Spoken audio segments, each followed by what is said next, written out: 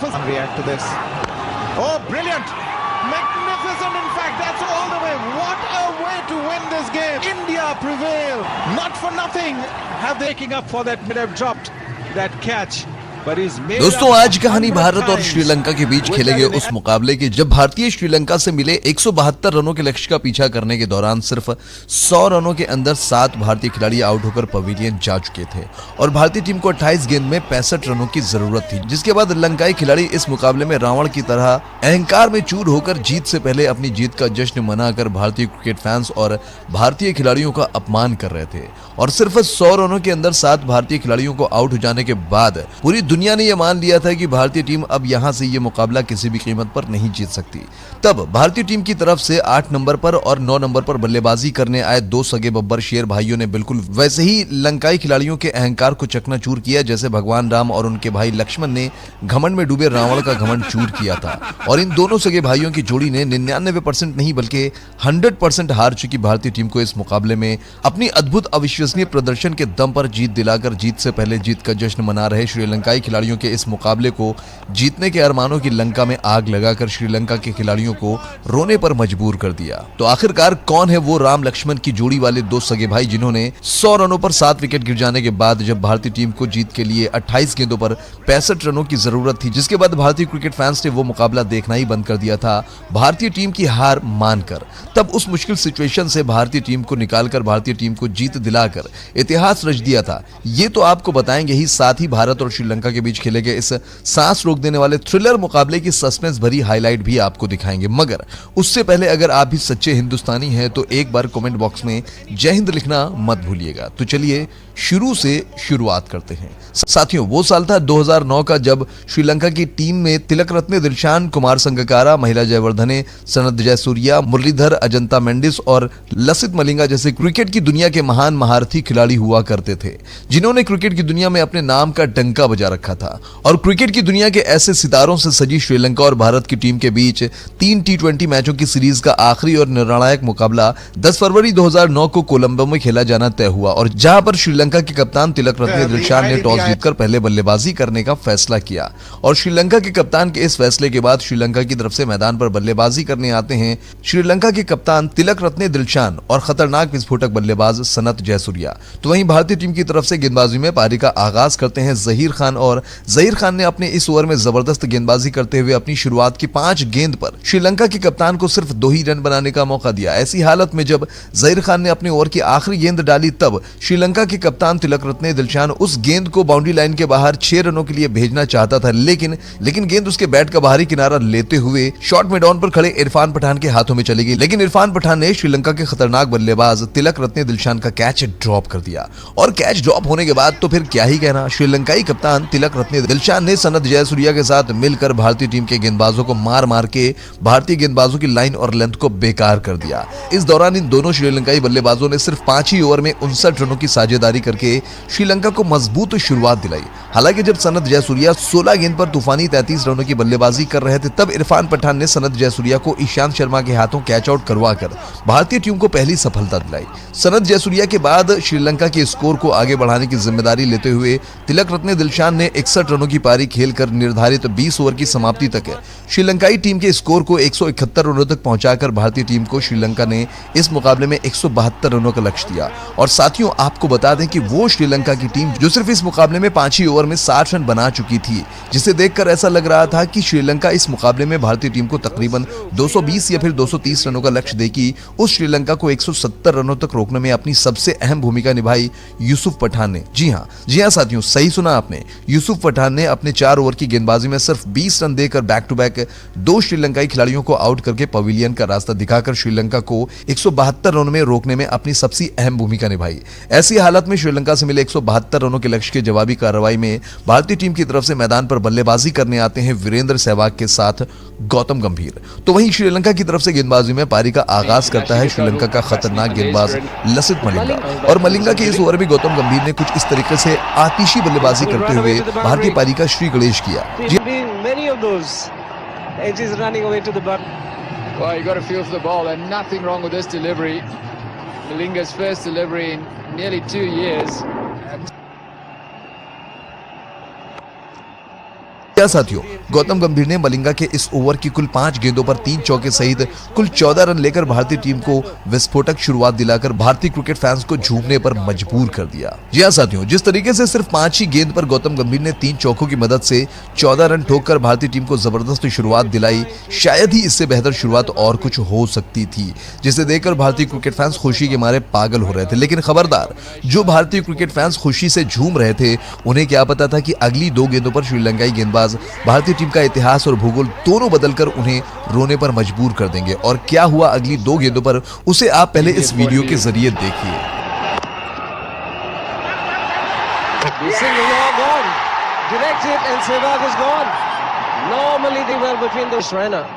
जी हाँ साथियों, देखा आपने किस तरीके से मलिंगा की आखिरी गेंद पर गौतम गंभीर के गलत कॉल के चलते सबसे पहले रन आउट होकर वीरेंद्र सहवाग को पवेलियन का रास्ता देखना पड़ा, और वीरेंद्र सहवाग के बाद पारी के दूसरे ही ओवर में तिसारा परेरा की पहली ही गेंद पर गौतम गंभीर भी कैच आउट होकर पवेलियन चलते बने। जी हाँ साथियों, दोनों भारतीय ओपनर बल्लेबाजों का इस तरीके से शुरुआत में ही आउट होकर पवेलियन चले जाना भारतीय टीम के लिए सबसे बड़ा झटका था। ऐसी हालत में वीरेंद्र सहवाग के आउट हो जाने के बाद भारतीय टीम की तरफ से मैदान पर बल्लेबाजी करने आते हैं सुरेश रैना, तो वहीं गौतम गंभीर के आउट हो जाने के बाद मैदान पर बल्लेबाजी करने आए युवराज सिंह। ऐसी हालत में मैदान पर बल्लेबाजी करने आए युवराज सिंह ने तिसारा परेरा की पहली अंदर आई हुई गेंद का सामना किया, तो तिसारा की ये गेंद युवराज सिंह के बैट का बाहरी किनारा लेते हुए स्टंप के बिल्कुल बगल से होती हुई थर्ड मैन के क्षेत्र में बाउंड्री लाइन के बाहर 4 रनों के लिए जा पहुंची। तिसारा की इस गेंद पर युवराज सिंह बाल बाल बचे। दूसरे ओवर की समाप्ति के बाद श्रीलंका की तरफ से गेंदबाजी में पारी का तीसरा ओवर लेकर आता है एक बार फिर से लसित मलिंगा, और लसित मलिंगा के ओवर की पहली ही गेंद पर युवराज सिंह ने अपने कलाइयों के सहारे गेंद को खूबसूरत तरीके से खेलकर बाउंड्री लाइन के बाहर 4 रनों के लिए भेजकर युवराज सिंह ने सुरेश रैना के साथ मिलकर कुछ इस तरीके से भारतीय पारी को संभालकर आगे बढ़ाना शुरू किया। Very good hit. Would you believe it? It's gone the distance.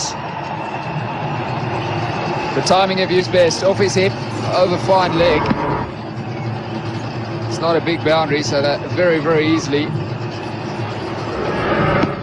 Yuvraj at his best, off it. Wasn't in a good position, but he will still pick up a boundary. Raina gets off the mark. So quick. जी हाँ साथियों, सिर्फ 14 रनों पर भारतीय team के दोनों opener बल्लेबाजों के आउट हो जाने के बाद पूरी तरीके से दबाव में आ चुकी भारतीय टीम की तरफ से युवराज सिंह और सुरेश रैना ने जिस दिलेरी के साथ श्रीलंकाई गेंदबाजों का सामना किया, उसके चलते श्रीलंका की तरफ से गेंदबाजी में पारी का 5वां ओवर लेकर आए दिलहारा फर्नांडो की गेंद पर सुरेश रैना के द्वारा लगाए गए इस चौके की मदद से भारतीय टीम का स्कोर 5 ओवर की समाप्ति तक 50 रनों को पार कर चुका था। और जैसे ही भारतीय टीम का 50 रन पूरा हुआ, उसके तुरंत बाद तो सुरेश रैना बब्बर शेर बनकर श्रीलंकाई गेंदबाजों की लंका में आग लगाना शुरू करके युवराज सिंह के साथ मिलकर श्रीलंकाई गेंदबाजों पर कुछ इस तरीके से आतंक मचाते हुए देखते ही देखते 8 ओवर की समाप्ति तक भारतीय टीम के स्कोर को 80 रनों तक पहुंचा दिया। जी हां साथियों, सिर्फ 14 रनों पर दोनों भारतीय ओपनर बल्लेबाजों के आउट हो जाने के बाद जिस तरीके से भारतीय टीम दबाव में थी, और उस दबाव की स्थिति में मैदान पर बल्लेबाजी करने आए युवराज सिंह और सुरेश रैना ने जिस तरीके से अपनी अद्भुत कला का प्रदर्शन करते हुए जबरदस्त बल्लेबाजी करते हुए श्रीलंका के गेंदबाजों के छक्के छुड़ाते हुए 8 ओवर की समाप्ति तक भारतीय टीम के स्कोर को जिस तरीके से 80 रनों तक पहुंचा दिया, उसे देखकर ऐसा लग रहा था कि भारतीय टीम की ये जय और वीरू अगर इसी तरीके से लंकाई गेंदबाजों की लंका लगाते रहे तो भारतीय टीम ये मुकाबला 15 से 16 ओवर में ही जीत जाएगी। लेकिन रुको, जरा सब्र करो। वो कहते हैं ना कि क्रिकेट अनिश्चितताओं का खेल होता है, और इसमें कब क्या हो जाए कोई नहीं जानता। और कुछ ऐसा ही हुआ भारतीय टीम के साथ, जिनके चलते भारतीय टीम के हालात और भारतीय टीम के खिलाड़ियों के साथ साथ भारतीय क्रिकेट फैंस के जज्बात दोनों बदल गए। उसे आप इस वीडियो के जरिए जरा देखिए तो पहले।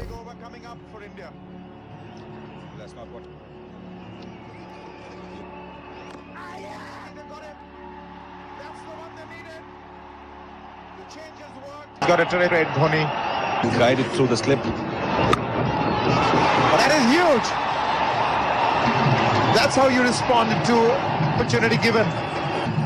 He should be looking to play full. In the air. Fielders getting under it. And he takes it. Have the four. Raina is gone. He's bowled in. Bandara strikes. Dhoni misses. He's jumping for joy. They know the importance. It's in the air. Long on. Will get underneath it. Yeah, he's taking it. So that's the end of Rohit Sharma. Joy and Jaya Surya. Mubarak to the deep. Too many wickets to the centre.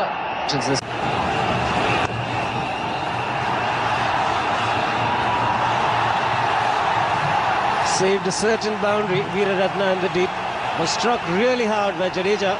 जी हाँ साथियों, जिस भारतीय team का score 8 over की समाप्ति तक 80 run था 2 wicket के नुकसान पर, अब वही भारतीय टीम 15 ओवर की समाप्ति तक 101 रनों पर पहुंचते पहुंचते अपने 7 विकेट गंवा चुकी थी। यानी पिछले 42 गेंदों पर भारतीय टीम के बल्लेबाजों के बल्ले से सिर्फ 21 रन आए और इस दौरान भारतीय टीम के 1 नहीं 2 नहीं बल्कि 5 खिलाड़ी आउट होकर पवेलियन जा चुके थे। और मेरे हिसाब से भारतीय टीम की ऐसी दुर्दशा आज से पहले कभी नहीं हुई थी। लेकिन रुको, अब याद आया, ऐसी दुर्दशा एक बार और हुई थी भारतीय टीम की। जी हाँ, इस मुकाबले के 8 महीने पहले एशिया कप 2008 के फाइनल मुकाबले में श्रीलंका से मिले 273 रनों के लक्ष्य का पीछा करने के दौरान 100 रनों तक भारतीय टीम का एक खिलाड़ी आउट होकर पवेलियन गया था। लेकिन उसके बाद अजंता मेंडिस नाम की आंधी ने सिर्फ 13 रन खर्च करके उस मुकाबले में 6 भारतीय खिलाड़ियों को आउट करके पवेलियन का रास्ता दिखाकर भारतीय टीम को 160 रनों पर ही ऑल आउट करके एशिया कप श्रीलंका के नाम कर दिया था। और कुछ ऐसा ही एक बार फिर आज इस मुकाबले में देखने को मिला। और साथियों, जब 100 रनों के आसपास 7 भारतीय खिलाड़ी आउट होकर पवेलियन चले गए, तब कोलंबो के जिस स्टेडियम में यह मुकाबला खेला जा रहा था, उस स्टेडियम से लेकर इंडिया में मौजूद भारतीय क्रिकेट फैंस भारतीय टीम की हार मानकर यह मुकाबला देखना ही बंद कर दिया था। ये सोचकर कि जब श्रीलंकाई गेंदबाजों के सामने पिछली 42 से 43 गेंदों में भारतीय टीम के बल्लेबाज सिर्फ 20 से 21 रन बना पाए, इस दौरान 5 भारतीय बल्लेबाज आउट होकर पवेलियन चले गए। वो भारतीय टीम भला कहां 28 गेंद पर 65 रन बनाकर यह मुकाबला जीत पाएगी। तब ऐसी मुश्किल सिचुएशन में रोहित शर्मा के आउट हो जाने के बाद भारतीय टीम की तरफ से मैदान पर बल्लेबाजी करने आते हैं इरफान पठान। साथियों, यूसुफ पठान और इरफान पठान, जी हां साथियों, इन दोनों भाइयों की जोड़ी अब श्रीलंका के खिलाफ इस मुकाबले में मैदान पर थी और सामने था 28 गेंदों पर 65 रनों का वो विशाल मुश्किल लक्ष्य। ऐसी हालत में 15 ओवर की समाप्ति होती है और श्रीलंका की तरफ से गेंदबाजी में पारी का 16वां ओवर लेकर आता है जेहान मुबारक, जो अब तक इस मुकाबले में अपनी घातक गेंदबाजी के दम पर 3 भारतीय बल्लेबाजों को पवेलियन का रास्ता दिखा चुका था। और जेहान मुबारक के इस ओवर की दूसरी गेंद पर यूसुफ पठान ने ऑफ साइड के क्षेत्र में एक चौका, तो वहीं जेहान मुबारक के ओवर की चौथी गेंद पर यूसुफ पठान ने अपनी पूरी ताकत के साथ उस गेंद पर ऐसा जबरदस्त प्रहार किया कि गेंद बड़े मियां यूसुफ पठान के बैट पर लगने के बाद सीधे बाउंड्री लाइन के बाहर 6 रनों के लिए जा पहुंची। यही नहीं रुके यूसुफ पठान ने मुबारक के इस ओवर की आखिरी गेंद पर भी अपने बैट को इतनी ताकत के साथ घुमाया कि गेंद को छोड़ो, यूसुफ पठान के बल्ले के नीचे की मिट्टी भी हवा में उड़ने लगी और जैसे मिट्टी हवा में उड़ रही थी वैसे ही पठान के बैट पर लगने के बाद गेंद हवा में उड़ती हुई एक बार फिर से बाउंड्री लाइन के बाहर 6 रनों के लिए जा पहुंची। जी हां साथियों, यूसुफ पठान ने मुबारक के इस ओवर में 2 छक्के और 1 चौके सहित कुल 19 रन ठोककर इस मुकाबले में थोड़ी सी जान डालने की कोशिश की। और आपको बताते चले कि भारतीय टीम की तरफ से ये बाउंड्री पिछले 43 गेंदों के बाद आई थी। ऐसी हालत में अब भारतीय टीम को 4 ओवर में जीत के लिए लगभग 40 से 42 रनों की जरूरत थी। तब अगले 2 ओवरों में किस तरीके से यूसुफ पठान और इरफान पठान ने अपने बल्ले से श्रीलंकाई गेंदबाजों को मार मार के भूत बनाया, उसे आप इस वीडियो के जरिए पहले देखिए। जी हाँ साथियों, देखा आपने 7 विकेट गिर जाने के बाद किस तरीके से दबाव में आ चुकी भारतीय टीम के लिए इरफान पठान और यूसुफ पठान, इन दोनों पठान भाइयों की जोड़ी ने श्रीलंका के गेंदबाजों की लाइन और लेंथ को तबाह और बर्बाद करके दबाव में आ चुकी भारतीय टीम को दबाव से निकालकर भारतीय टीम के स्कोर को 18 ओवर की समाप्ति तक 150 रनों तक पहुंचा दिया। इस दौरान श्रीलंका की तरफ से गेंदबाजी में पारी का 19वां ओवर लेकर आता है दिलहारा फर्नांडो और दिलहारा के सामने थे अपने छोटे मियां यानी कि इरफान पठान। और इरफान पठान ने दिलहारा के ओवर की दूसरी गेंद पर ऐसा जबरदस्त प्रहार किया कि गेंद इरफान पठान के बैट पर लगने के बाद बंदूक से निकली गोली की तरह हवा को चीरती फाड़ती सीधे बाउंड्री लाइन के बाहर 6 रनों के लिए जा पहुंची।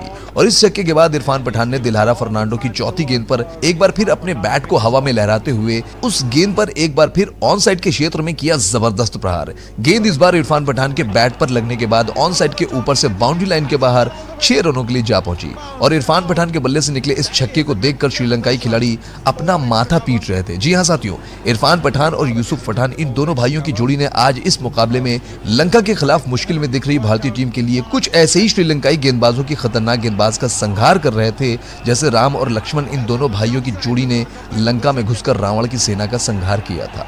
इरफान पठान ने दिलहारा फर्नांडो के इस ओवर में 2 छक्कों सहित कुल 14 रन कूटकर भारतीय टीम को जीत के बिल्कुल करीब लाकर खड़ा कर दिया था।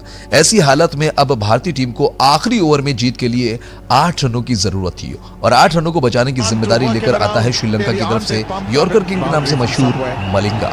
और मलिंगा के सामने थे छोटे मियां यानी कि इरफान पठान। और इरफान पठान ने मलिंगा के ओवर की पहली गेंद पर किया जबरदस्त प्रहार। गेंद छोटे मियां के बैट पर लगने के बाद सीधे बाउंड्री लाइन के बाहर 4 रनों के लिए जा पहुंची और इस चौके के साथ अब भारतीय टीम को जीत के लिए सिर्फ 4 रनों की जरूरत थी। तब ऐसी हालत में मलिंगा ने अपने ओवर की दूसरी गेंद डाली तो उस गेंद पर एक बार फिर से इरफान पठान ने अपने बल्ले का मुंह खोलते हुए उस गेंद पर भी जबरदस्त प्रहार करके गेंद को बाउंड्री लाइन के बाहर 6 रनों के लिए भेजकर इरफान पठान ने इस मुकाबले में 4 गेंद शेष रहते ही भारतीय टीम को जीत दिलाकर छोटे मियां और बड़े मियां यानी कि इरफान पठान और यूसुफ पठान, इन दोनों भाइयों की जोड़ी ने पूरी दुनिया को दांतों तले उंगली दबाने पर मजबूर कर दिया कि आखिरकार कैसे इन दोनों भाइयों की जोड़ी ने उस भारतीय टीम को इस मुकाबले में जीत दिला दी जो भारतीय टीम श्रीलंका की घातक गेंदबाजी के सामने 100 से 105 रनों के बीच अपने 7 विकेट गंवाकर ये मुकाबला 100% हार कर संघर्ष कर रही थी। साथियों, इस मुकाबले में जहां इरफान पठान ने 35 गेंद पर तूफानी 35 रनों की पारी खेली तो वहीं यूसुफ पठान ने सिर्फ 10 गेंदों पर ताबड़तोड़ 25 रनों की पारी खेलने के साथ साथ 2 बेशकीमती विकेट भी भारतीय टीम के नाम किया था। साथियों, आप लोगों को इन दोनों की पारी में से किसकी पारी ज्यादा अच्छी लगी वीडियो में कमेंट करके जरूर बताइएगा और चलते चलते हमारे इस YouTube चैनल क्रिकेट एसटी को सब्सक्राइब भी जरूर कीजिएगा। जय हिंद, जय भारत, धन्यवाद। Well, this is the shot in the arm that any team would require and get together. What a moment. True glory. I am sure the crowd is stunned into silence, extremely disappointed. But when the dust settles, they will remember this for a long time to come. Magnificent Irfan and Yusuf Pathan were 59 of just 25 balls. Losing situation into a win. Well,